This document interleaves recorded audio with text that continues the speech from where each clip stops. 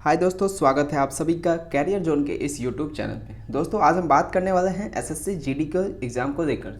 इससे पहले कि दोस्तों इंस्टाग्राम पे हमारा पेज है, वहाँ पे काफ़ी सारे बच्चों की डिमांड थी। उसी को देखते हुए हमने ये स्टार्ट किया है एसएससी जीडी के लिए, जिसमें हम बात करेंगे मेनली अभी एसएससी जीडी के जो अभी क्वेश्चन आएगा। आप सभी को पता है 20 क्वेश्चन आएगा और वो कितने मार्क्स के होंगे, 40 मार्क्स के। और ये इस 20 क्वेश्चन में किसका रहेगा, जीके रहेगा, जीएस रहेगा, साथ ही करंट अफेयर रहेगा। तो ये तीनों चीज़ मिला करके आपको 20 क्वेश्चन मिलेंगे और इसका मार्क्स जो होगा 40 मार्क्स का, यानी कि 2 marks for each question. Okay, तो आप सभी के लिए मैं स्टार्ट करने वाला हूँ दोस्तों। जीके और जनरल साइंस दोनों चीज़ों एक हो सकता है, या तो अल्टरनेट डेज पे मिले आपको या फिर डेली मिल जाए। एक जीके का क्वेश्चन 20 क्वेश्चन का सेट और एक साइंस का 20 क्वेश्चन का सेट आपको डेली बेसिस पे भी मिल सकता है। रही बात करंट अफेयर की, तो करंट अफेयर दोस्तों मैं आप सभी को अपने इंस्टाग्राम पेज पे देता हूँ, तो आप उसको पढ़िए। और उसके बाद जब कुछ दिन बचेंगे, 15-20 दिन या एक महीना, तो मैं क्या करूँगा, आपको monthly wise current affair complete करा दूंगा, जिससे आपका नुकसान नहीं हो। अभी आप वहाँ पे अपना टाइम दो। करंट अफेयर जो मैं इंस्टा पेज देता हूँ उसका डिस्क्रिप्शन पे आपको लिंक मिल जाएगा। अगर आप चैनल पर नए हैं दोस्तों तो सब्सक्राइब कर देना, और अगर आप इंस्टा पे फॉलो नहीं किए हो तो कर देना। वहाँ पे आपको डेली फ्री ऑफ कॉस्ट में करंट अफेयर वगैरह सब मिल जाएगा। तो आज का पहले प्रश्न को हम स्टार्ट करते हैं दोस्तों। पहला प्रश्न है, मुख से निकली लार पाचन करती है। मुख से जो लार निकलती है वो किसका पाचन करती है? तो करेक्ट आंसर होगा दोस्तों मंड स्टार्च का। मंड का पाचन कौन करती है? मुख से जो लार निकलती है वो मंड यानी कि स्टार्च का पाचन करती है। दूसरा प्रश्न है, रानीखेत बीमारी फैलती है। रानीखेत बीमारी जो है दोस्तों किससे फैलती है? तो करेक्ट आंसर है वायरस। हो सकता है दोस्तों आपको आंसर में बैक्टीरिया भी दिया गया हो, तो ध्यान रखना रानीखेत नाम का जो बीमारी होता है वो किससे फैलता है? वायरस से।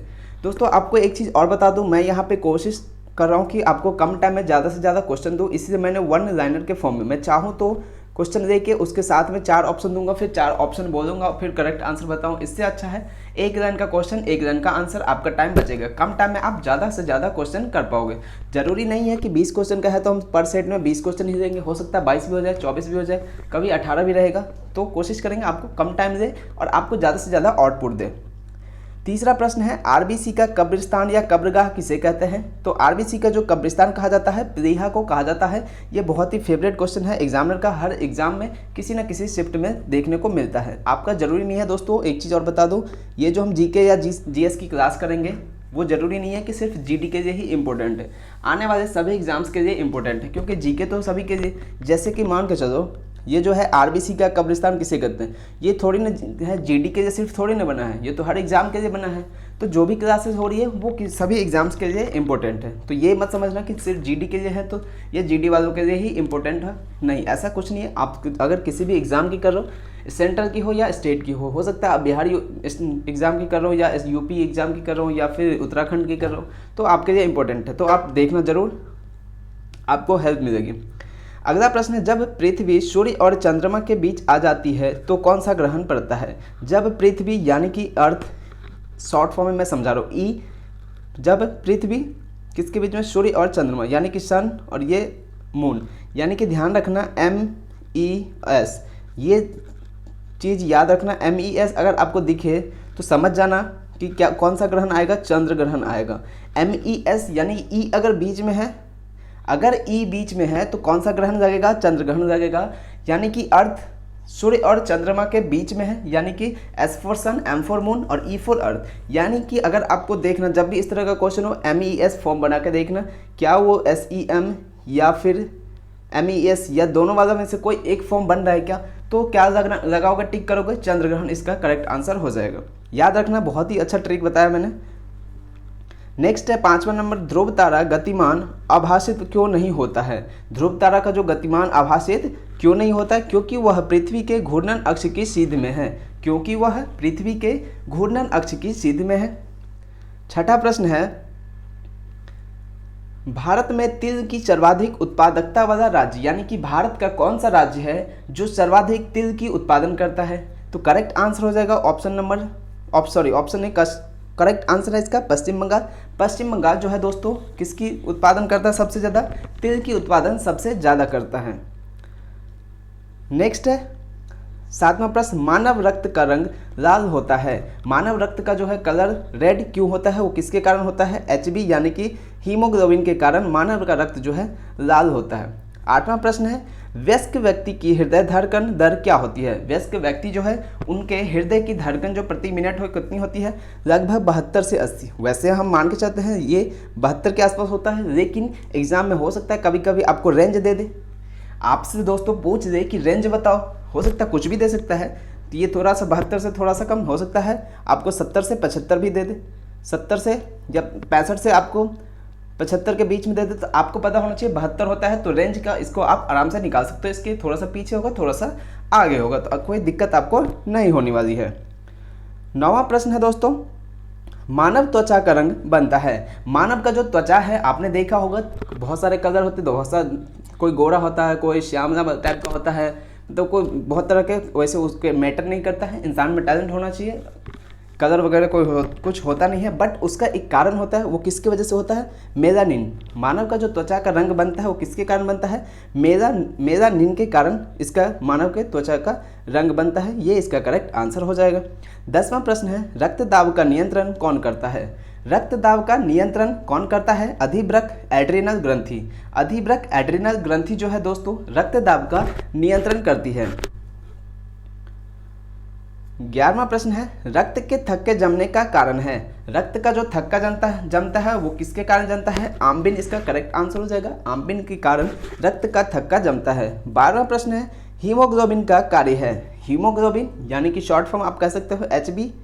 हीमोग्लोबिन का कार्य क्या होता है? ऑक्सीजन ले जाना, ऑक्सीजन को पहुंचाना, शरीर के अलग अलग पार्ट्स में ऑक्सीजन को पहुंचाना किसका कार्य होता है? हीमोग्लोबिन का होता है। तो ये इसका करेक्ट आंसर हो जाएगा। 13वां प्रश्न है, बच्चे का लिंग निर्धारण किससे होता है? बच्चों का जो लिंग निर्धारण है या तो वो मेल होगा या फिर वो फीमेल होगा। तो ये जो डिसाइड होता है दोस्तों वो किसके कारण होता है? पिता के गुणसूत्र XY द्वारा। पिता आपको पता होगा मेल में कौन सा गुणसूत्र होता है? X एंड Y, और फीमेल में कौन सा होता है? X and X। तो ऑब्वियसली जब ये दो डिफरेंट चीज़ें होंगी तभी यहीं से कुछ बनेगा। जब XY वाला मिलेगा किसी से तभी बन पाएगा नई चीज़ें। X से तो एक ही है, इससे तो कुछ डिसाइड हो नहीं पाएगा। बट XY जिसके पास होता है गुणसूत्र, जिसके पास ये XY वाला गुणसूत्र होता है वो किसके पास होता है? फादर के पास होता है। तो फादर के गुणसूत्र से ही डिसाइड होता है कि बच्चा जो होगा वो मेल होगा या फिर फीमेल। ठीक है, याद रहेगा आप सभी को, इंपॉर्टेंट क्वेश्चन है, ध्यान रखना। देखते हैं 14वां प्रश्न, ECG। ECG किसकी गतिविधि को दर्शाता है? ECG से किसकी गतिविधि को यानी कि उसके जो क्रिया है उसको किसको दर्शाया जाता है? तो हृदय के जो गतिविधि है उसको ECG के द्वारा दर्शाया जाता है। 15वां प्रश्न है, मानव शरीर में रक्त की अपर्याप्त आपूर्ति को कहते हैं। मानव शरीर में रक्त की अपर्याप्त आपूर्ति को क्या कहते हैं? इस्कीमिया। इस्कीमिया को क्या किसके कहते हैं? मानव शरीर में जो रक्त की अपर्याप्त आपूर्ति होती है उसे को हम क्या नाम दिया है? इस्कीमिया। इस्कीमिया, ध्यान रखना, इस्कीमिया इसका करेक्ट आंसर हो जाएगा। ECG अभी हम पढ़ेंगे, 40 नंबर और 60 नंबर रिपीट हो गया, उसके लिए आप सभी से माफ़ी मांगता हूँ मैं।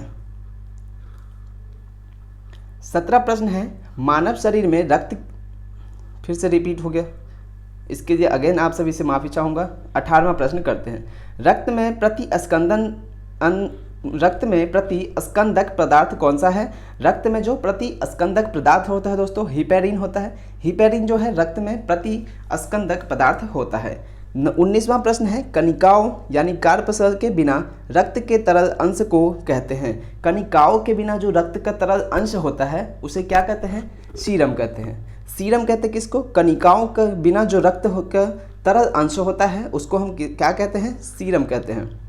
20वां प्रश्न है, जब पृथ्वी सूर्य यानी कि देखो दोबारा आ गया है बट यहाँ से सीख लो, सूर्य कौन आ रहा है? पृथ्वी आ रहा है, ई आ रहा है बीच में, सूर्य यानी कि सन और चंद्रमा यानी कि एन। या तो क्या बताया था मैंने, या तो SEM होना चाहिए या फिर MES होना चाहिए। अगर इन दोनों में से कोई भी फॉर्म बन रहा है तो आप क्या आंसर करोगे? चंद्र ग्रहण आंसर करोगे। याद रहेगा या नहीं रहेगा मुझे कोशिश करना दोस्तों, इसको बस ये याद रखना, ई जो है यानी कि SEM बन रहा है या MES बन रहा है। अगर इन दोनों में से कोई भी फॉर्म बन रहा है तो क्या आंसर होगा? कौन सा ग्रहण लगेगा? चंद्र ग्रहण लगेगा। नेक्स्ट है ध्रुव तारा गतिमान आभासित क्यों नहीं होता। ध्रुव तारा गतिमान आभासित क्यों नहीं होता, क्योंकि वह पृथ्वी के घूर्णन अक्ष की सीध में होता है, इस वजह से ध्रुव तारा गतिमान आभासित नहीं होता है।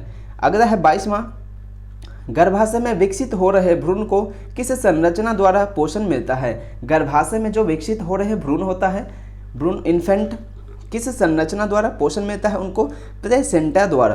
प्लेसेंटा द्वारा जो है दोस्तों गर्भाशय में जो बच्चे होते हैं उनको पोषण किसके द्वारा मिलता है, प्लेसेंटा द्वारा मिलता है। इसका करेक्ट आंसर हो जाएगा।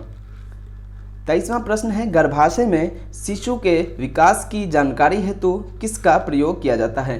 गर्भाशय में जो शिशु यानी कि जो बच्चे होते हैं उनका डेवलपमेंट जो होता है उसको किसके द्वारा देखा जाता है, तो अल्ट्रासाउंड बहुत ही कॉमन है, आप सभी ने सुना होगा नाम, तो इसका करेक्ट आंसर हो जाएगा अल्ट्रासाउंड। अल्ट्रासाउंड के द्वारा गर्भाशय में जो शिशु होता है यानी इन्फेंट होता है उसके विकास की जानकारी के लिए प्रयोग किया जाता है किसका, अल्ट्रासाउंड का।